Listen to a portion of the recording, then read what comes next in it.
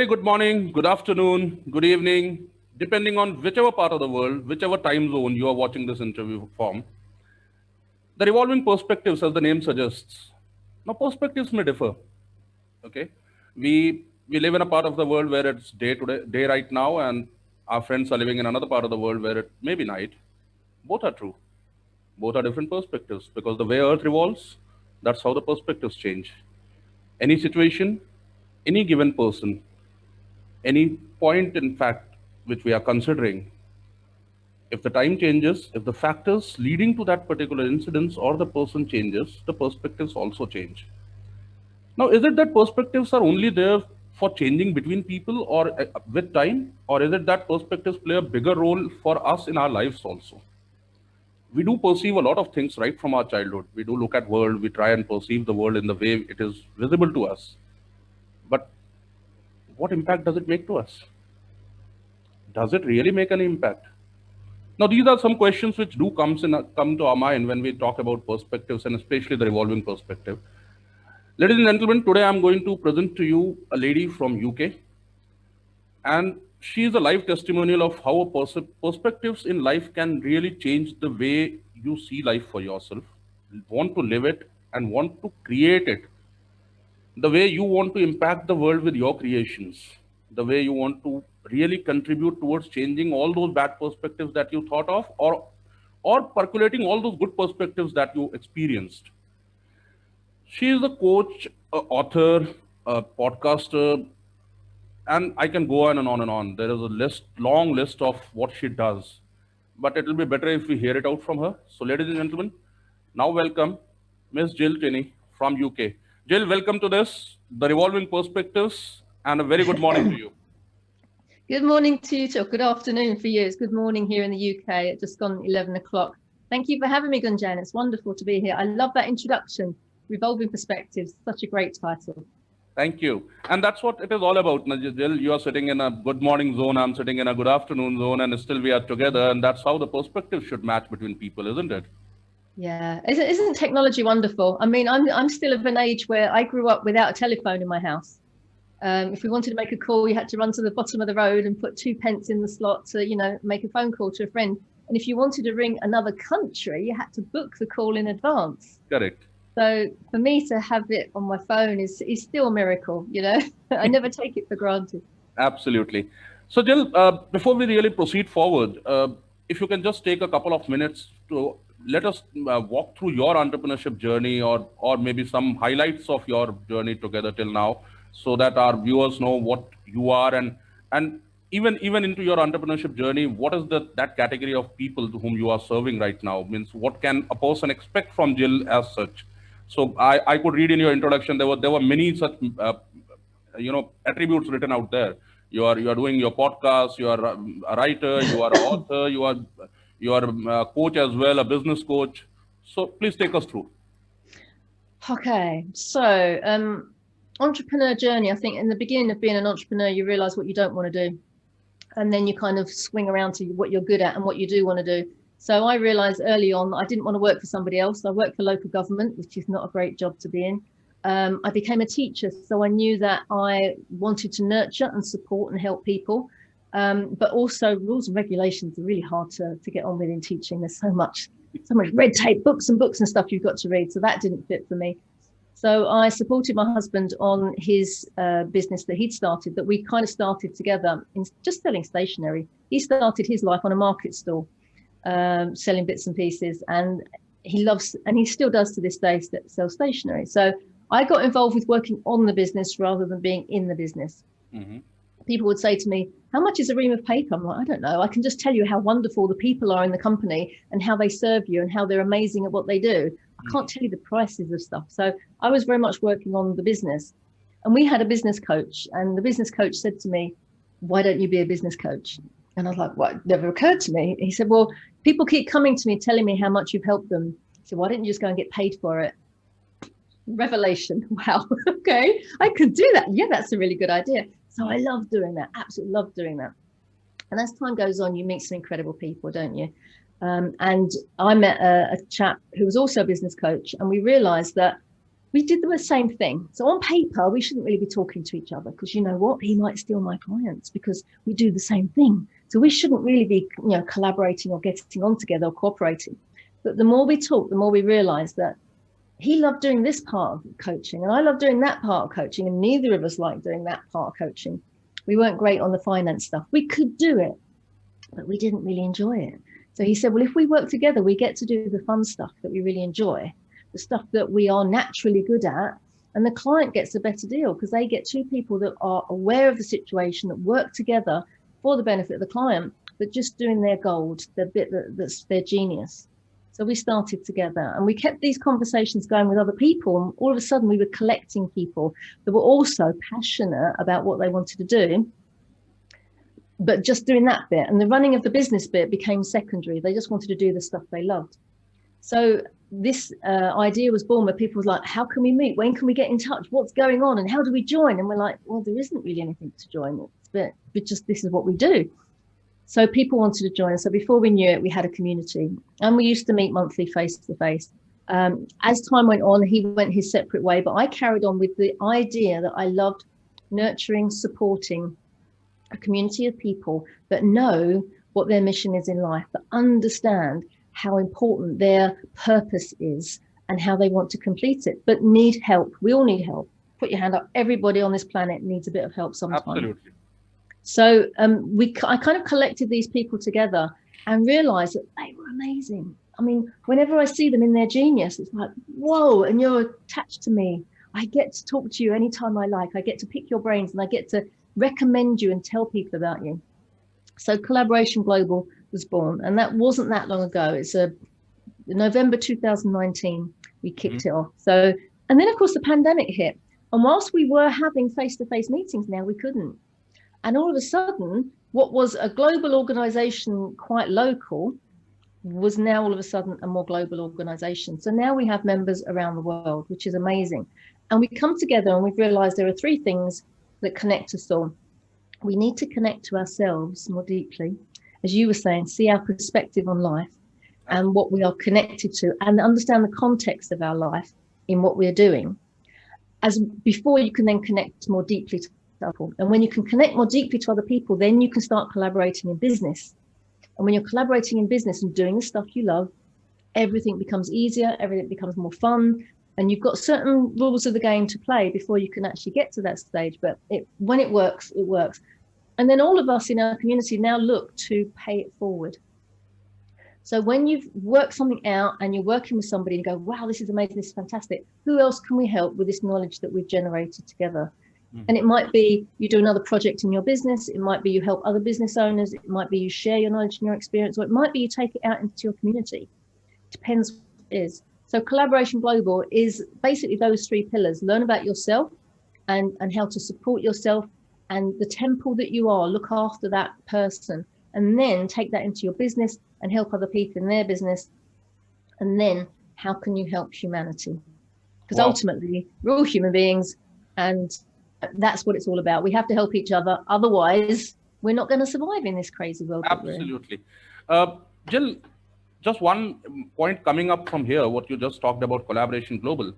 I love calling myself a social capital collaborator. Okay. So that's the word that is attached to me like anything. I love calling myself a social capital collaborator. And you know, it got inspired from somewhere. Now, I can confess it to you now here. It actually got inspired from the Collaboration Catalyst, okay, which Gill used to write on her profile out there. So can you take us through that one word? Means how really have that changed your perspective towards the entire thing? Collaboration Global existed, I agree, but then this Collaboration Catalyst. So what is it all about? It's the essence of who I am. I don't know about you, but every so often you go through these things. You do these little disc profiles, enneagrams, all these kind of profiling things, and it had never quite hit on where I was and what I was about. And I knew when I first started with Collaboration Global that I had to step into a leadership role, which throughout my life had not been who I was. I hadn't owned it. It was who I was. I look back now and I can see it clear as day, but at the time I was a people pleaser. I had to unpack some of the stuff that was going on in my life from when I was a young child. and that to realize that you don't have to be a people pleaser in order to be liked. So I now have removed myself from that need. And it doesn't mean to say people don't like me. I'm not going to turn into an ogre overnight, but I learned about myself. I really got to the depths of who I was. And I did one of the profiles I did was core process with a gentleman called Andrew Horder, and you can find him Horder. You can find him on LinkedIn. Okay. And we went through a process that took quite some time, but eventually it came out blazing destiny. That was who I was. That was who I was being. I was blazing a destiny for who I was. And the being of who I was collaboration. I wasn't doing collaboration. I was being collaboration. And what did that mean? And what I realized and what I've been told from other people that I'm good at is connecting people. So when you connect two people or three or four or five that actually are meant to be together, who have contributing talents, and they create something magical that they couldn't have done on their own, that's the catalyst. So I'm very good at spotting naturally in a room, even by people's body language, well, you need to go and talk to them. And you join them as well, because they're actually going to be really useful for you. Can you see? Do you not look? You've got the same database.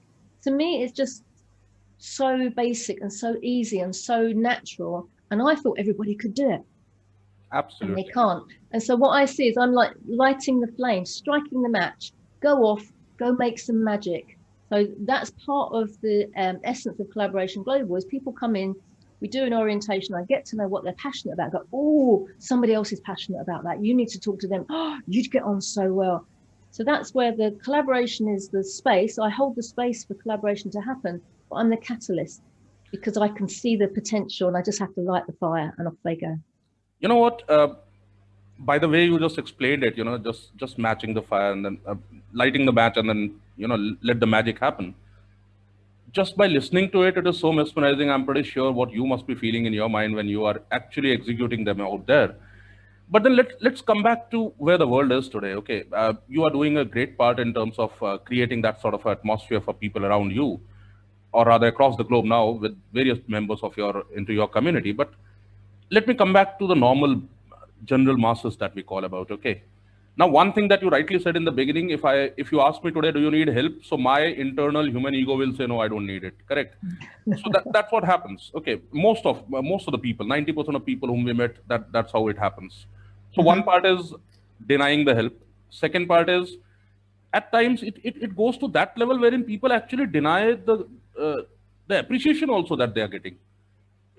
Maybe in a misperception of being humble, they are trying to deny that. So that sort of a different ball game exists in the world today. Okay, one way they are not ready to take help, though they need, because I am a firm believer we all can't be expert in everything. So when you really come across people in the beginning, the first time when somebody meets you or somebody comes into the Collaboration Global, what is that one thing that you do in terms of making them realize that, this is for a bigger cause, bigger purpose, or this is for a purpose that one can find in life, which can enlighten his mind?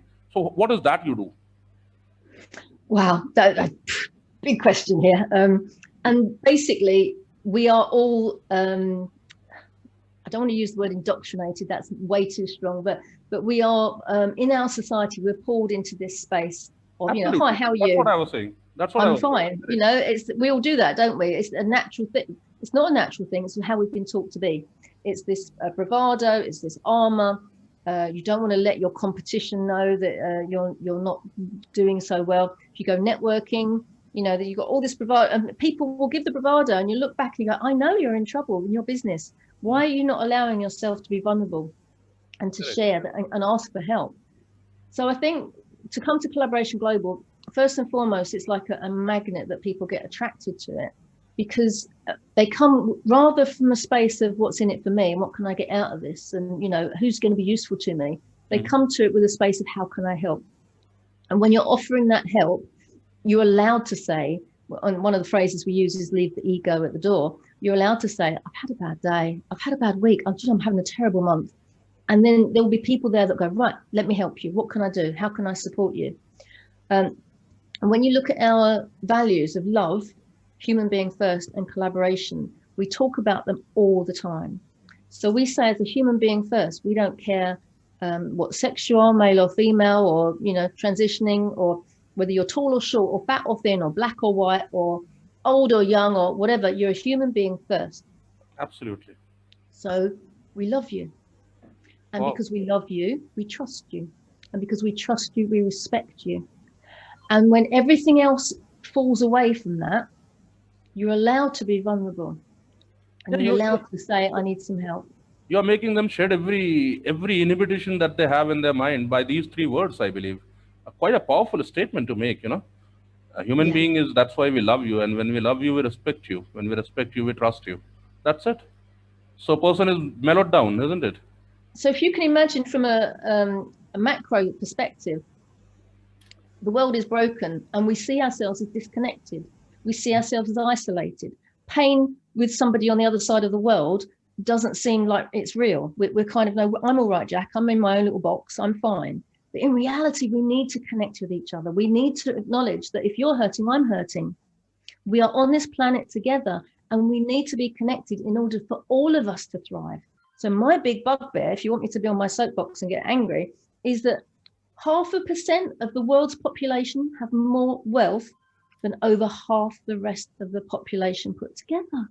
And that's just not right, is it? So if we were able to create a culture of love, connection, and abundance, where we were connected to each other, where we were able to talk to each other from a place of love, rather than I'm better than you, I can do more than you, I'm going to have more clients than you, I've got a bigger following than you.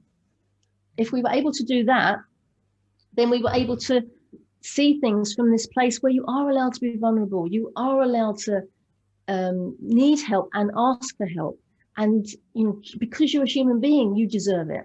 That's it. It doesn't matter what your religion is, what your political persuasion is, you're a human being, and then we love you. And this love is our superpower. People talk about, oh, it's soft skills. Oh, if you go into the corporate world, it's all soft skills and you need to communicate more effectively, you need to listen more effectively, but they're the superpowers. And if you start with love, then everything else can be worked out. Everything else can be worked out. Okay, to whatever extent I know about your work, Jill, I have also attended a Collaboration Global meeting once. So I had that privilege to understand about what it is all about and where it is going towards. Okay. So it's not that this love is being contained within Collaboration Global, it's being percolated in the world across again. So you are helping a couple of NGOs as well in terms through Collaboration Global to make some difference in lives of people around the globe, correct? So why don't you just tell us in short about that as to what it is that Collaboration Global is doing and what's the intent? We're at there's so many possibilities, Dan. It's amazing. Yeah, there's so many things that we can do. So one of the things is we are champions of B1G1, which is a charity which is business for good. And they support the United Nations goals, and we are able to donate to them on a regular basis. We donate so much of our turnover every single month to them. We've got partnerships that are growing and bubbling under, but ultimately we're holding the space, and it's a space where you can come and hang out and collaborate. And what's happened over the years, we've understood now more effectively, not from a scientific perspective, although many people have done that, but we've looked at why did that collaboration work and why didn't that work? What was that one that made it magical and that one just went, it was rubbish?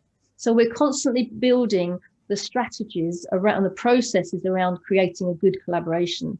So I've got a book coming out hopefully in the next month or two around how to collaborate. And we talk about the profiles required.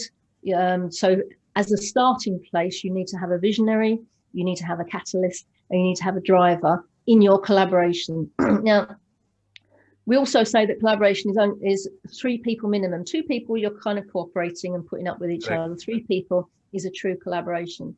And then every true collaboration has to have the element of, so what can we take and pay it forward as well?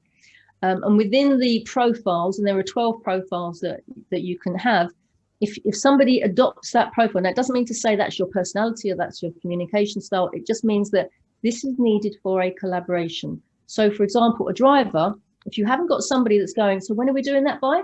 And have you finished that yet? People kind of take their foot off the gas. There's always life will get in the way. If you've got somebody pushing it on, it gets to fruition. We also have, obviously, the salesperson would need to be in there, because I've been in a project, can you believe it? I was in a collaboration with 12 other coaches. Wow. Right? There was me and 11 men. That's great. And at the end of the day, we had an amazing product, but nobody would step up to sell it. And that could have been, it's crazy. It's crazy. So that's my learning from like, oh my goodness, we spent best part of a year putting together something that was so cool. And it never got to fruition because there wasn't anybody that was prepared to go, no, I'll sell. No, somebody else sells that. I don't do the selling bit. I can't sell. Actually, somebody has to. Who's going to wear that hat and who's going to follow them and support them and help them? So it's understanding all those kind of things. And we also love Sam Melendez' Be More Pirate book, because pirates back in the day used to have the pirate code. So we say you need to be more pirate, because that's the book that Sam's written, and have the rules of the game. So at the very beginning, the rules of the game are, what are your values? Tell me your values. Let's sit down and have a proper conversation. Don't let me guess and maybe assume that, oh, he's a nice bloke. We're going to get on great. Because your values will be different to mine. And I need to know if they're aligned. They don't have to be the same, but they have to be aligned.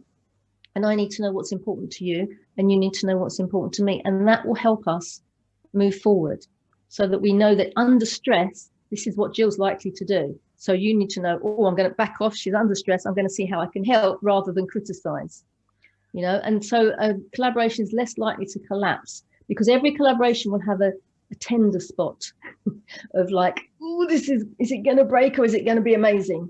Absolutely. And when you have had those conversations in the beginning, it's not going to break because you are deeply connected to each other and it will flourish. It would. And with the clarity and the amount of work that you are putting into it, it looks like, it will always be a wonderful thing. It is rather for that matter. Tell me one thing, Gill, coming back to the perspectives that we were talking about and what I tried to introduce you right in the beginning, all this love, affection, collaboration, changing lives of people around, enabling them to grow together. All this have got some bearing from what you perceived the world in your childhood days, or because you gave me some text about it, okay? And that was quite a fascinating thing. So I would love our audience to know it from you directly. Because, see, the important point that I'm trying to make out here is it's not about a perception that what Gunjan thinks about Gill or what Gill thinks about Gunjan. That's a momentary thing. That's a perception that comes and then goes and that keeps improving. But at times there are times in lives when we really come across those scenarios, those areas wherein they have a deep impact on us, and then they allow us or they propel us onto a path wherein which we like to do, and which we are just off, and then nobody stops us from there on. So just take us through that. Wow. I think I've always said that I don't like isms. Racism, sexism, ageism, I've always struggled with people being mean to each other. I remember distinctly being a child at school. I don't know if you remember this trick that people used to play. Someone's about to sit down and somebody will pull the chair away and they fall on the floor and everybody laughs. Yes. And I'm like, that's not funny. Why are they laughing? That's really horrible. And my instinct is to go and pick them up and, are you okay? Why would you do that? It's like, I'm incredulous that anybody would think that was a funny thing to do. So I've had this inner thing in me all the time about being fair and being nice and being kind. And I've been accused, like it's a bad thing, of being a Pollyanna. I don't know if you know the story. There's a great Disney film out where this child had a terrible life, but she chose to look on the bright side. She chose to be glad about everything. And everyone has said to me, oh, for goodness sake, Gill, you're such a Pollyanna. Life isn't like that. And I'm like, why not? Why can't it be? Why have we got to be mean to each other? Why can't life be positive and powerful and helpful and all of the things that, and as I say, going back to the soft skills thing, people look on, well, you can't use love in a business statement. And the reason is why? Why can't you? Why would you not do that? And it's like, the other classic when I was growing up that I heard about, it's like, it's nothing personal, it's business. That just drives me nuts. Even I don't believe that. I think it's going out personal because two humans are interacting. It has to be personal, correct? Exactly. So that's kind of my background to coming into this. And I've kind of tried things along the way, but it wasn't until Collaboration Global that it kind of went, oh, I'm a square in a square peg, and I'm fitting, and this feels good and this feels right. And also, God bless it, the pandemic has got a lot to do with it, because I think a lot of people realize that being connected physically as well as emotionally is a really powerful thing to have. And when we have been isolated, and as someone said, Mother Nature has sent us to our rooms to think about what we've done. While we are being isolated, you realize that actually the thing that's connecting us, even though we're sitting home alone, is love from our hearts. And we are, if you look at Eckhart Tolle, talking about the power of now. If you look at, oh gosh, what's the guy's name? I want to say Carl Sagan, talking about, oh, my mind's gone blank now, sorry, but ephemeralization is the expression I'm looking for, where you do more and more with less and less. And ultimately, the least that you do is with the most powerful thing of all. We are all connected like a matrix by love and the energy that is out in the world. So why not use it? Why not use it to your advantage? Why not use it as a blessing? Why not use it? And to be honest, I don't know about you, but in my life, the more love I put out, the more I get back. That's everybody. That is true with everybody, Gill.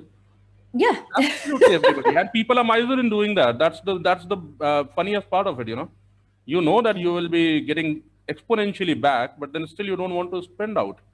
Anyway, Jill, ready for a rapid fire? Yes, go for it. Okay. I don't expect a long statements from you. If it is possible for you in a word or in one line. Okay. Okay. So if I may ask you to give a message to the entrepreneurs around the world who will be listening to this particular thing in this scenario with the change that have happened in the last 1.5 years, what that one message from your side would be? Connect to yourself first so that you can then connect to others. Absolutely. If I may ask you about Collaboration Global, what is that one thing where you want this Collaboration Global to reach and impact? So what's the dream? Maybe 10 years down the line, where do you see it? I would like everybody to be talking about Collaboration Global, and for everyone to be connected to somebody within the Collaboration Global community to understand how you connect, collaborate, and grow. Can I be on Oprah Winfrey's show? That would be cool. Okay, you have already talked about pandemic and the way the pandemic have made us to connect with each other. If I may ask you, do you really think it's a blessing in disguise for the mankind that this pandemic have really forced us to come back to basics? Everything can be a blessing, no matter how tragic and awful it is. I've lost people in the pandemic. You all have. It is, you've got to find the silver lining. And the silver lining is we want to connect more deeply. And I think love is the head of most people's agendas. So that's the blessing for me. Okay. Jill, with a fierce competitor, what would be your first statement when you meet them?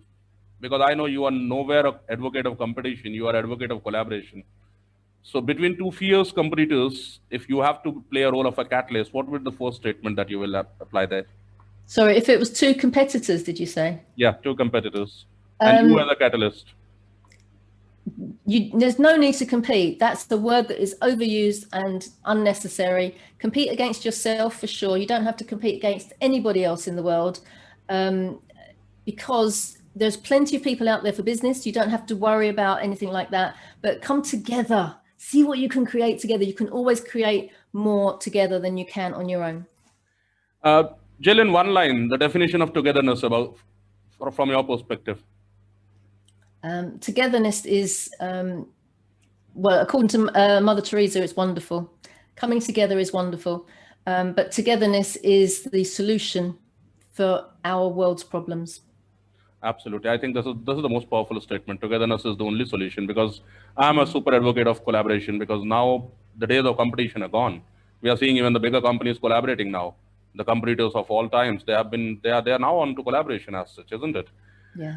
Okay, Jill, one last point here before we move on to the next section. Tell me, this Collaboration Global is working for many people across the globe, okay? Anything that you feel, if given a chance, you would like to go back and correct about it, or everything is fine? Do you know what? We're always learning. And the nice thing is that I'm not in charge. I might be the mouthpiece, but there's always other people going, have you thought about this, Jill? What about that, Jill? And should we do? And we come together and we discuss it. So it's evolving. It's this organic space, and I love it. So correcting anything, no, because we've learned along the way. Everything, every mistake, if we've made a mistake, has been a wonderful learning experience. So no, nothing to correct. Fantastic. You know, Jill, every answer of yours had a story into it. And I leave it to my audiences here to decode that story, and we are going to share the coordinates of Collaboration Global for them to, you know, reach out to you in case if they really want to reach out to you and contribute in this noble cause of yours to make mankind understand as to how to progress further. Before I really put an end to this conversation, because honestly speaking, I would never love to end it, okay? Because it's so fun talking to you always, wherever, in whichever medium I have been talking to you always. But then we will have to take care of the time as well for us, isn't it? So if I may just ask you one last question, and you can take your time to answer this, okay? Jill, having said all this and having done all this, what you are doing, and, you know, people are doing in pockets of various pockets around the world, people are trying to, you know, take us back to basics, take us back to where we all started from, and then bring back those basic feelings. And like you said very rightly, you know, love can be a business statement also. And I firmly believe it. And business is personal. That is also very true. Because I write always that, you know, people buy you first before even they consider buying your services or products. So it has to be personal. But having said all this, do you really feel, you know, what sort of a push is needed in today's scenario with all these efforts that we all are putting in various pockets? Like, you know, the revolving perspective also is about the same thing, wherein we are trying to look at and learn from each other together here. And this is also going to be an NGO very soon now, and, you know, only serving for the entrepreneurs. So what is that one push that you feel that, you know, some divine power may come in and give that push, or available here within ourselves that we can do that to take this message far more deeper into the people, deeper into various pockets of the earth, so that, you know, we all are together again, so that togetherness is spread around? Sorry, I'll talk. I look forward to that day. Well, I think part of the answer, and nobody knows the full answer, right? But part of the answer is culture. And we are very aware of our culture within Collaboration Global, the love, the connection, the abundance, living in a space of abundance. You know, we don't need so much stuff. We don't need to be in fear of not having everything. We have enough. In the Western world, we have enough. So what we are doing is we are teaching people the vision and mission and how to connect within the community. And we call them collabs. So they're like collaborators, but it's like a petri dish where they can try stuff out. And it starts with 3 people. So you're part of a 3 and you meet up once a month and have powerful conversations. And it's done to protect the culture, the love, connection and abundance within our community. So if 100 or 1,000 people were to join us overnight, they would also be part of that culture and they would be taught that culture. Now, for me, the philosophy goes that if the people at the ground floor, the you and I's of this world, have this culture and are living and breathing love, connection and abundance, then that will filter up as we go, rather than governments or people with the money who say, buy my stuff. That's not possible. They're trying to use power by persuasion, coercion and demand.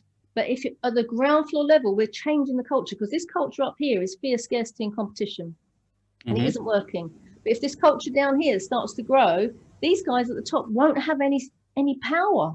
Well, because we won't be listening to them anymore. We don't need to buy any more stuff. We need to recycle. We don't need to use any more plastic bottles.